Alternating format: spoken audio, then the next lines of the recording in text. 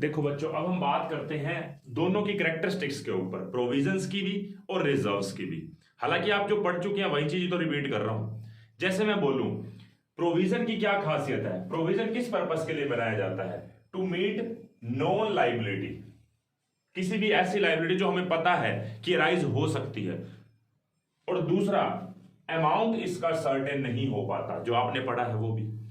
और it is a charge against profit. Charge against profit का मतलब क्या है, ये बनाना हमारे लिए जरूरी है, प्रोविजन बनाना। क्योंकि जो आपका लॉस फ्यूचर में हो सकता है या फ्यूचर में जो लाइबिलिटी पे करनी पड़ सकती है, लेकिन अमाउंट नहीं बता पा रहे ना, तो इसके लिए आपको जो है प्रोविजन बनाना जरूरी है। और प्रोविजन जो बनाया जाता है वो प्रॉफिट एंड लॉस अकाउंट के डेबिट में लिखा जाता है। ये आपको पता है ऑलरेडी, फाइनेंशियल स्टेटमेंट चैप्टर पढ़ के आए हैं। इसलिए जो भी खर्चा आपका प्रॉफिट एंड लॉस अकाउंट के डेबिट में जाता है, it is called charge against profit. हम उसको चार्ज अगेंस्ट प्रॉफिट बोलते हैं कि वो हमारे ऊपर चार्ज है, बर्डन है हमारे प्रॉफिट के ऊपर, हमारे प्रॉफिट को घटाएगा। जबकि रिजर्व जो है ना, वो एप्रोप्रिएशन ऑफ प्रॉफिट है। देखो, एप्रोप्रिएशन और चार्ज में फर्क क्या है? जैसे मान लो मेरी एक जेब के अंदर, इस जेब के अंदर 5,000 रुपए पड़े हैं, ठीक है। उस 5,000 में से मुझे पता है कि 1,000 मुझे किसी को देने पड़ सकते हैं, और पक्का है देने पड़ेंगे, अमाउंट नहीं पता बस। तो मैं जो अलग से पैसे निकाल के रखूंगा, वो मेरे लिए मजबूरी है कि नहीं? निकालने पड़ेंगे, कल को देने पड़ेंगे, तो वो मेरे लिए प्रोविजन है, वो प्रॉफिट एंड लॉस अकाउंट में जाएगा। अब 5,000 में से मान लो मैंने 1,000 निकाल दिया, अब रह गया 4,000 रुपए। वो जो 4,000 रुपए हैं, उसमें से मैंने 2,000 अलग से निकाल के रख लिए फ्यूचर के किसी भी पर्पस के लिए। क्या वो चार्ज था क्या? वो तो मेरी मर्जी है, मैं चाहे कितनी सेविंग करूं। उसको बोलते हैं एप्रोप्रिएशन ऑफ प्रॉफिट। प्रॉफिट को एक जेब थी, उसमें से एक जेब में से दूसरी जेब में जो मैंने प्रोविजन बनाया, वो पैसे तो इसमें डाल दिए, बाकी जो 4,000 बचे वो फिर एक और जेब में डाल दिए, उसमें से 2,000 रुपए। वो एप्रोप्रिएशन है, प्रॉफिट को अलग अलग जेबों में डालना एप्रोप्रिएशन बोला जाता है। उसको चार्ज नहीं बोला जाता, वो एप्रोप्रिएशन ऑफ प्रॉफिट है। मैं किसी और जेब में अपना अलग से प्रॉफिट का हिस्सा निकाल के रखता हूं, तो वो मेरे लिए किस पर्पस के लिए, कि मुझे फ्यूचर में देने हैं, जिसका मैं बेनिफिट पास्ट में ले चुका हूं, वो मेरे लिए प्रोविजन है। लेकिन मैं अलग से किसी और जेब में पैसा निकाल के रखता हूं कि फ्यूचर की अनसर्टेनिटी में काम आएगा, तो उसको चार्ज अगेंस्ट प्रॉफिट नहीं बोलते, उसको बोलते हैं एप्रोप्रिएशन ऑफ प्रॉफिट। प्रॉफिट को एप्रोप्रिएट करना, अलग अलग जगहों पे उसको फिट करना, कि एक ही जगह पे भाई मैं उसको ना जमा करूं। आप सोच के देखो, आप 3 जगहों पे इन्वेस्ट करोगे ना तो आपको फायदा है। मान लो कोई कंपनी डूबने लगती है, तो तीनों के तीनों तो नहीं डूबेगी ना।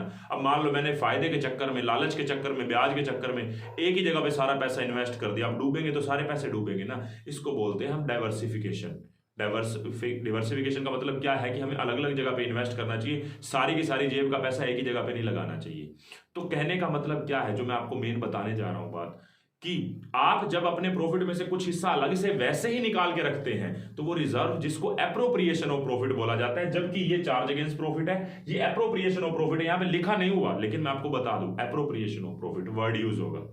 ये प्रॉफिट एंड लॉस अकाउंट से बनता है, और ये पीएनएल एप्रोप्रिएशन अकाउंट से बनता है। अब आपको ये पीएनएल एप्रोप्रिएशन अकाउंट क्या होता है, ये आप 12th क्लास में पढ़ेंगे, पीएनएल एप्रोप्रिएशन अकाउंट। ठीक है, पीएनएल अकाउंट बनने के बाद बनता है पीएनएल एप्रोप्रिएशन अकाउंट। ठीक है, अब हम आगे बात करते हैं कैरेक्टरिस्टिक्स क्या है रिजर्व की। It is created out of the net profit. Net profit निकलने के बाद ये बनाना होता है हमें, और कोई मजबूरी भी नहीं है। नेट प्रॉफिट पूरा निकल गया, उसके बाद हम देखेंगे कितना हमें इसको अलग से दूसरी जेब में रखना है, कितना इधर इधर संभाल के रखना है, कितना किसी और लॉकर में रखना है, कितना किस बैंक में जमा करवाना है, वो सारा तो नेट प्रॉफिट में से बनता है। और डिविजिबल प्रॉफिट, जो बांटने लायक प्रॉफिट है, अगर मान लो 3 पार्टनर हैं, उनमें बांटने लायक प्रॉफिट में से ही वो रिजर्व निकालेंगे। जैसे मान लो एक बिजनेस ने 2 लाख रुपया कमाया, 3 पार्टनर थे एबीसी कहते हैं 60-60-60 बांट लेते हैं तीनों 60,000, और जो ऊपर के जो 20,000 रह गए ना, उसको हम अपने पास सेविंग के तौर पे रख लेते हैं, फ्यूचर में हमारे बिजनेस को ग्रो करने में ही काम आएगा। उसको हम क्या बोल सकते हैं, रिटेन्ड अर्निंग्स। अपने पास रिटेन कर ली, अपने पास बिजनेस में ही संभाल के रख ली, दैट अर्निंग को हम क्या बोलते हैं, रिटेन्ड अर्निंग्स या अनडिस्ट्रीब्यूटेड प्रॉफिट, जिसको उन पार्टनर्स ने या शेयर होल्डर्स ने बोले कंपनी के केस में, बांटा नहीं। ठीक है, तो वो नेट प्रॉफिट में से बनता है या डिविजिबल प्रॉफिट में से बनता है। जो हमारा बांटने लायक प्रॉफिट था, उसमें से हमने कुछ हिस्सा निकाल के रख लिया, और जिसको हम अनडिस्ट्रीब्यूटेड प्रॉफिट बोलते हैं या रिटेन अर्निंग्स बोलते हैं। रिटेन करके रख ली अपने पास ही। उसके बाद creation of reserve is not legal necessity. हमारे लिए कोई लीगली जरूरी नहीं है, आपको बनाना है बनाओ, नहीं बनाना मत बनाओ। हाँ, कुछ लॉ की तरफ से ना कुछ ऐसे हैं रिजर्व बनाने पड़ते हैं, वो स्पेसिफिक रिजर्व होते हैं जो लॉ के पॉइंट ऑफ व्यू से हैं। वो तो बनाने जरूरी ही होते हैं, उसके ऊपर भी बात करेंगे हम। और usually it is created for unforeseen liability और losses in the future, unforeseen purpose के लिए बनता है, और अनफॉरसीन लायबिलिटी जो फ्यूचर में कभी अराइज होगी। और अनफॉरसीन लायबिलिटी में से भी हम कुछ ये सोचते हैं कि कुछ मैं फ्यूचर में ऐसा कुछ खरीदूंगा या ऐसा खर्चा करूंगा, उसके लिए मैं अलग से गोलक बना लेता हूं या अलग से कुछ भी निकाल के पैसा रख लेता हूं, तो वो जो होगा वो मेरे लिए स्पेसिफिक रिजर्व हो जाएगा।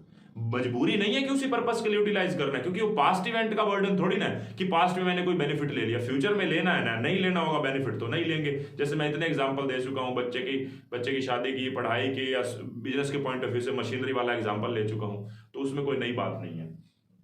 और reserve belong to shareholder and available for distribution of dividend. ये शेयर होल्डर का पैसा है रिजर्व, इसलिए शेयर होल्डर के लिए हमेशा ही अवेलेबल रहता है उनको बांटने के लिए, ठीक है। और अगर रिजर्व फंड को हम कहीं पे इन्वेस्ट कर देते हैं, बिजनेस से बाहर कहीं पे भी इन्वेस्ट कर देते हैं, तो उसको हम रिजर्व के साथ एक वर्ड और लिख देते हैं, रिजर्व फंड।